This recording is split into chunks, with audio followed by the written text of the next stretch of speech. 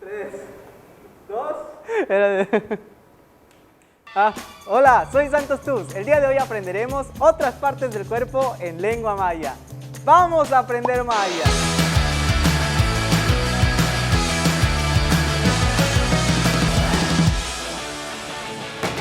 Partes del cuerpo: pecho, Corazón, axila, barriga y rodilla. Iniciamos con pecho y se dice tsem. Sem, sem, sem. Ahora vamos con algo que no es lo mismo desde que ella se fue.